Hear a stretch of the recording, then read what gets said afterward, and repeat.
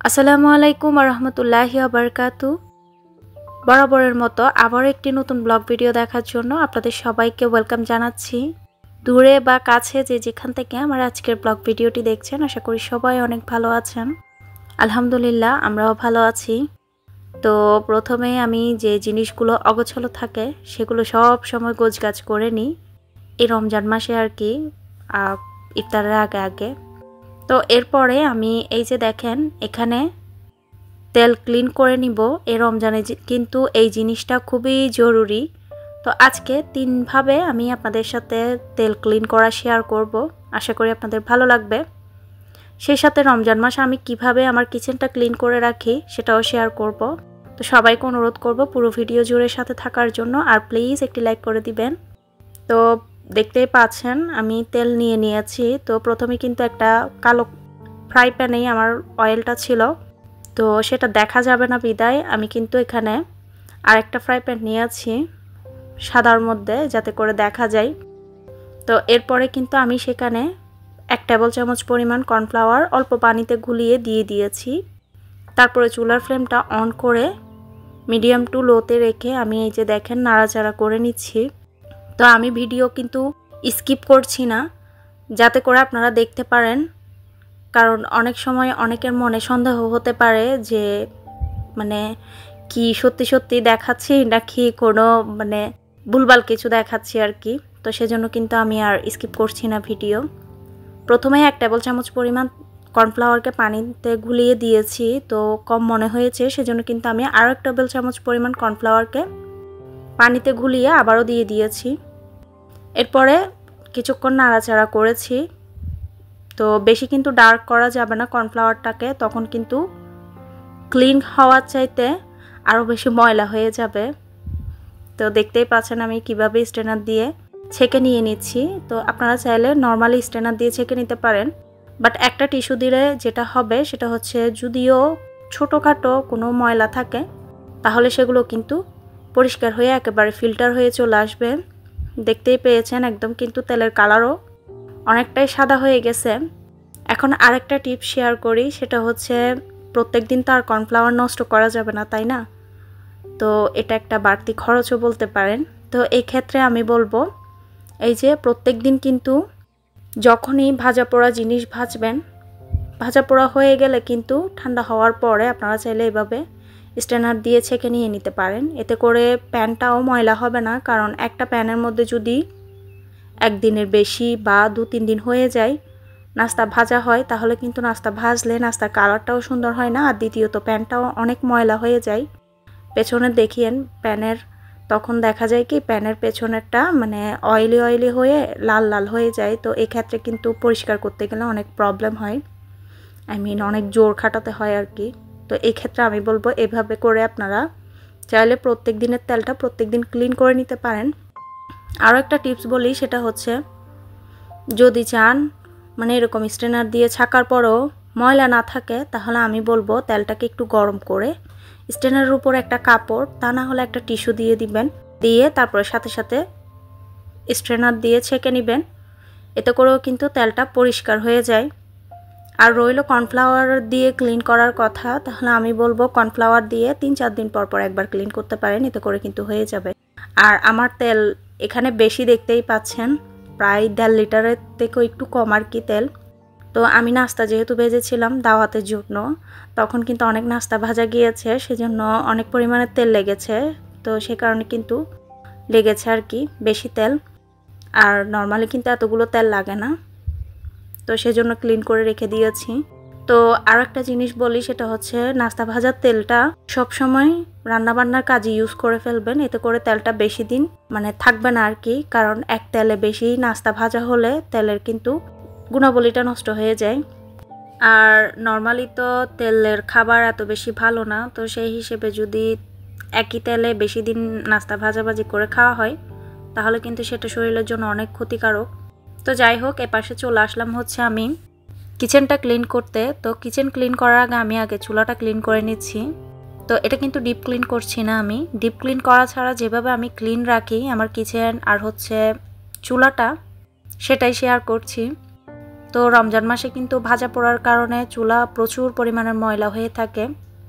এক্ষেত্রে প্রত্যেক দিনের চুলা প্রত্যেক দিন ক্লিন করে ফেলাটাই অনেক বেশি জরুরি, আমি তো এটাই মনে করি। তা না হলে ডিপ ক্লিন করতে গেলে অয়েলি হয়ে গেলে সেগুলো কিন্তু ক্লিন করতে প্রচুর পরিমাণ জোর খাটাতে হয়। তো আমি রমজানের আগে কিন্তু ডিপ ক্লিন করেছিলাম, সেটা শেয়ার করেছি, যারা যারা দেখেননি চাইলে দেখে নিতে পারেন। আর এই যে সব সময় আমি ইফতারের পরে আর কি প্রথমে একটু করে মুছে ফেলি, তারপরে কিন্তু আমি সেহেরি রান্নাবান্নাটা শেষ করে এরপরে কিন্তু একটু করে জালির মধ্যে সাবান লাগিয়ে, সাবান বলতে লিকুইড আর কি, তো সেটা দিয়ে চুলাটাকে ভালো করে মেজে ঘষে তারপরে এই যে গেঞ্জির কাপড় দেখতে পাচ্ছেন সেটা দিয়ে আমি মুছে ফেলি 2-3 বার করে। আর এরপরে কিন্তু আমি এই যে দেখেন চুলার যে স্ট্যান্ডগুলো আছে সেগুলো কিন্তু আমি ওয়াশ করে ফেলি, কারণ চুলাটা ক্লিন করলাম, চুলার স্ট্যান্ডগুলো যদি ওয়াশ করা না হয় তাহলে দেখা যায় চুলার এই স্ট্যান্ডগুলোর মধ্যে একটা প্রলেপ পড়ে যায়, আবরণ, সেটা হচ্ছে অয়েল আর হচ্ছে পুড়ে। তো সেই ক্ষেত্রে দেখা যায় এটা পরবর্তীতে একটা মোটা প্রলেপ পড়ে যায়। তো এক্ষেত্রে জিনিসটা নষ্ট হয়ে যায় আর কেমন জানি মানে খসখসা হয়ে যায় আর কি। তো সেজন্য আমি বলবো এই যে চুলার স্ট্যান্ডগুলো একদম প্রত্যেক দিন ধুয়ে ফেলবেন আর একটু চেক করে দেখবেন, অনেক সময় কালোর কারণে দেখা যায় না, তো চেক করে দেখবেন, এই কারণে বলছি। দেখবেন যে এখানের মধ্যে কোনো প্রকার কালো মানে অয়েলি ভাব, এরপর হচ্ছে পুড়ে কালো হয়ে গিয়েছে কিনা।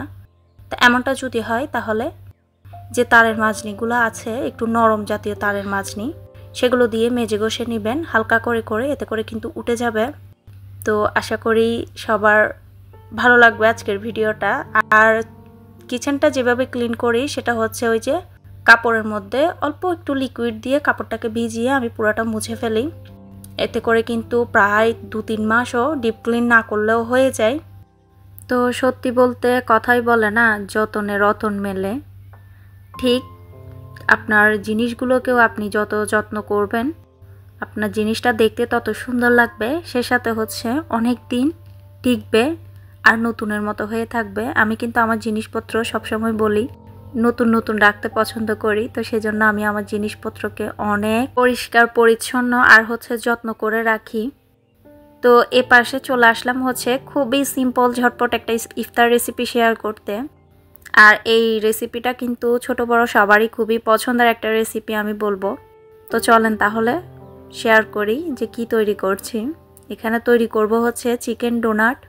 অল্প পরিমাণ চিকেন দিয়ে কিন্তু অনেকগুলো ডোনাট তৈরি করে নিতে পারবেন। আমি এখানে 1/2 কেজি চিকেন নিয়েছি, বোনলেস চিকেন।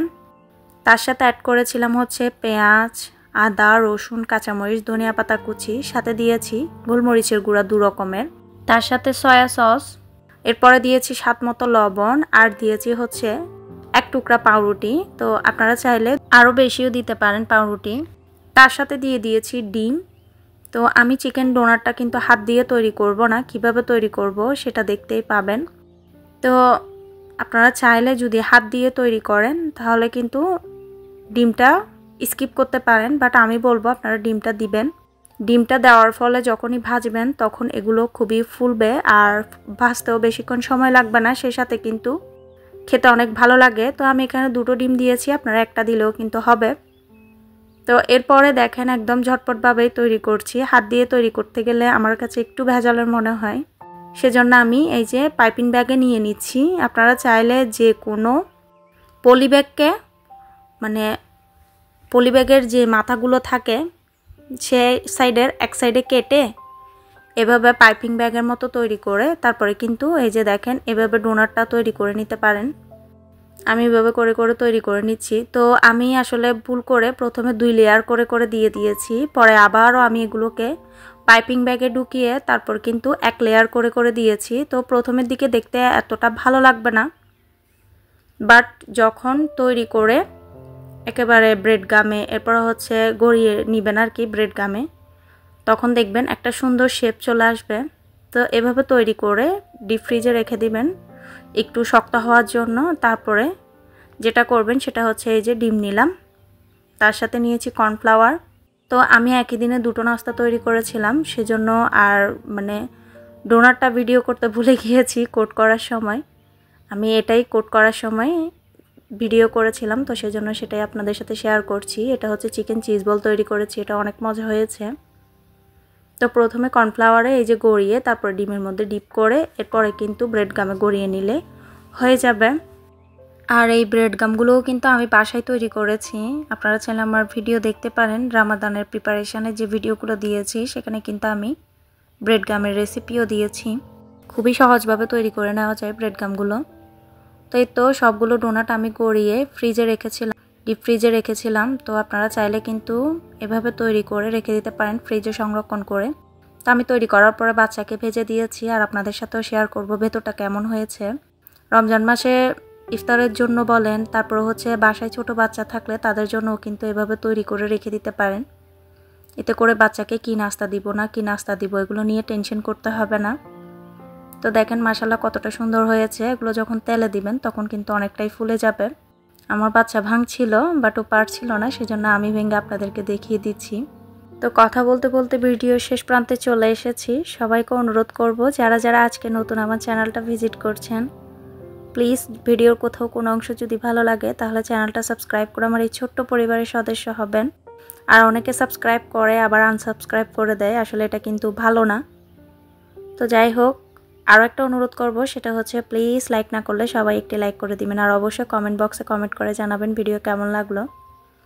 তো এই তো ইফতার করছি, ইফতার করতে করতে আজকের মতো বিদায় নিব। সবাই ভালো থাকবেন। টাটা, আল্লাহ হাফেজ।